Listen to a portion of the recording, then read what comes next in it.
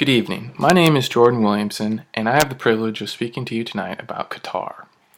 Now, I apologize if you attempted to watch my presentation before. I'm not sure what happened, but it didn't seem to work when I uploaded it to YouTube. So this is attempt number 2. Qatar. Qatar may be small in stature, but underneath lies a giant of industry.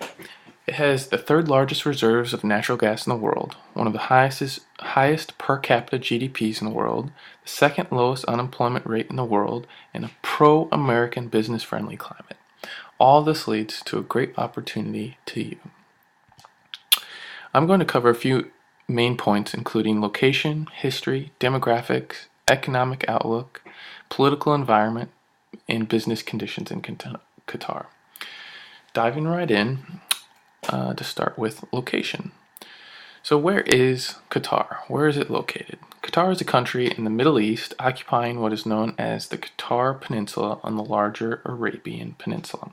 It is bordered by Saudi Arabia and the Persian Gulf, and much of the country is covered in desert. This Persian Gulf Emirate is just larger than Connecticut, and its population is just less than 2 million compared to Connecticut's 3.5 million. Doha is the capital city of the state, and as you can see, is located on the coast of the Persian Gulf on the east side of the peninsula.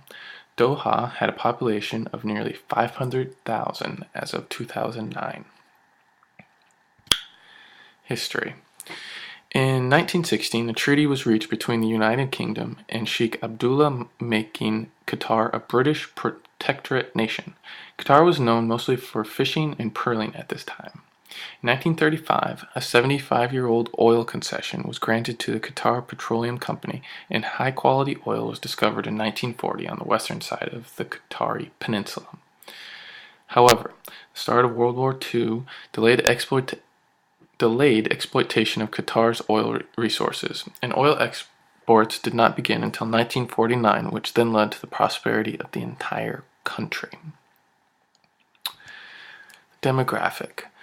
Based on the CIA World Factbook, Qatar is primarily made up of 25 to 50-year-old Arab Muslims, although these numbers are changing at exponential rates due to growth.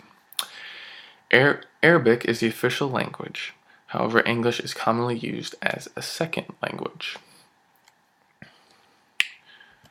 Moving on, the economic outlook. The country's economic growth potential is stunning. Qatar's economy is driven by revenues from natural gas and oil resources. Qatar possesses the third largest natural gas reserves in the world, like I said before, as well as the world's largest single non-associated field, which is named the North Field. Qatar is striving to make the country active for trade and investment through economic reform, transparency, and business-friendly policies. Qatar may find itself in a complex neighborhood politically, but its economic fundamentals are sound, and U.S. companies would be wise to investigate opportunities here in more depth. Qatar's economy grew by 16.7% in 2010 and 14.1% in 2011, as well as Qatar's per capita GDP is around $100,000, one of the highest in the world. Even more important is the Qatari government's strategy to utilize its wealth to generate more wealth by diversifying the economic base of the country beyond hydrocarbons. Qatar is focused on developing Qatar's non-associated natural gas reserves and increasing private and foreign investment in non-energy sectors. But oil and gas still account for more than 50% of GDP, roughly 85% of export earnings, and 70% of government revenues. Proved oil reserves in excess of 25 billion barrels should enable continued output at current levels for 57 years. Qatar's proved reserves of natural gas exceed 25 trillion cubic meters, more than 13% of the world total, and the third largest in the world. Although Qatar's inflation rate has climbed in the last few months, it remains in a stable zone at only 3.2% as of January. You can see on this chart it kind of fluctuates up and down, but it's at stable levels. The political environment. The economic outlook of Qatar is outstanding, but But what about the political environment? Qatar is set up as an emirate which is ruled by the Al Thani family since the mid 1800s and is currently led by the current emir Hamad bin Khalifa Al Thani. The Qatar has been in effect since June 2005. While Qatar is a conservative society, the country has embarked on a path towards economic modernization and political stability. The emir took power in 1995 and has been the driving force behind Qatar's openness to global markets. The emir is a supporter of strong relations with the United States based on regional peace and stability, trade and investment, and educational and cultural changes. U.S.-Qatar relations are strong and are continuing to grow.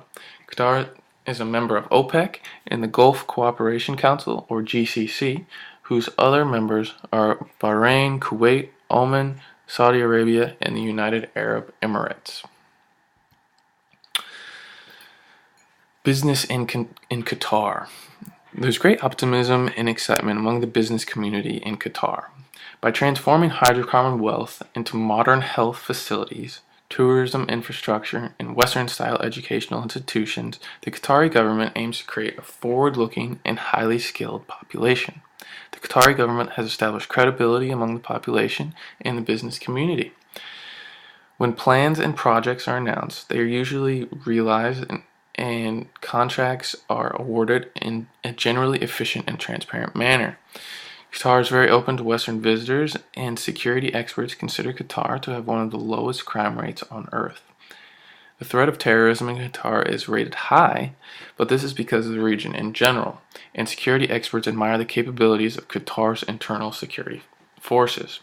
Americans who have lived there report little or no anti-American sentiment from locals, and a car bomb attack in March 2005 of a British theater has been the only incident of terrorism against Westerners that has taken place in Doha. In the last 5 years, Qatar has improved its trade and investment climate by reducing tariffs, removing unnecessary restrictions and barriers to trade, and providing foreign investors more opportunities. As Qatar's largest trading partner, the United States is in discussions with the Qatari government to explore the possibility of a free trade agreement. There are many positive aspects to Qatar's business framework. U.S. companies report the process for clearing customs is generally problem-free. Qatari companies and customers are highly interested in working with Americans and buying U.S. products and services. Companies do not complain here about overly burdensome bureaucratic procedures. Doing business with Qatar Petroleum in the public sector is in general transparent and efficient. U.S. firms report that hiring labor is not very difficult, though there are currently restrictions on hiring labor from South Asia. It is possible to resolve commercial disputes in Qatari courts, though the process is more time-consuming than in the United States. U.S. firms also report that industrial standards that are applied in Qatar are favorable to U.S. exports. Also, Qatar has a stable currency and the country imposes no foreign exchange controls. There are well-capitalized financial institutions in Qatar, most notably Qatar National Bank, or QNB. Furthermore, Qatar allows up to 100% of foreign ownership in agriculture, manufacturing, health, education, tourism, power, and projects involved in the development and exploitation of natural resources, pending approval from the government, of course. Despite all the advantages of doing business in Qatar, there is one large hurdle. Any business not falling into the categories above that wants to start a business in Qatar is required to establish a joint venture with Qatari partners. Not only does it have to be a joint venture, but the foreign ownership cannot exceed 49%. That is to say, a U.S. company can never have a controlling interest in a Qatari company. I did want to go over some Qatar landmarks. So the first one is the Aspire Tower. It's the tallest building as of 2012 in Doha Sports City Complex to the west of the city. It's a torch-shaped building and is more than 1,000 feet tall and contains a sports museum, hotel, and revolving restaurant. On the right, you see the Sheraton Resort. It's a pyramid-shaped building in one of the city's older hotels, but remains one of the most recognizable buildings in Doha's skyline. A couple more. The Tornado Tower. It is a 52-story building and is a massive cylinder housing mostly office space, and is also an eye-catching feature of the skyline. The Doha's Souk Waqif is one of its most visited, as in Qatar's most visited landmarks. It is a winding maze of shops and restaurants and is almost a century old, but it has been recently renovated to resemble the souks of ancient Arabic times. I did want to cover one more secret of business in Qatar. We pretty much wrapped up, but I want to leave you with one more tip. It's a secret to business in Qatar. And you said, what is that, you might say? It's tea. The secret to business in Qatar is tea. There's no separation between business and pleasure in the Middle East.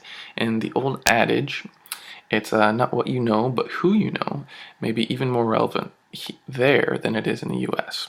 It is important to take part in friendly get-together and social gatherings to build relationships and credibility and trust. These late-night gatherings are often much more important than having a good product or service. So the lesson here is to start drinking tea. It is very important for business in Qatar. So, in conclusion, Qatar is a business-friendly U.S. ally that has a stable government and is looking to grow. Qatar is a prime candidate for international expansion for existing companies, as well as a great place to start a new venture. Thank you so much for your time. This is Jordan Williamson talking about Qatar. I hope that this video works a little bit better than the last one, and you have a great night. Thank you.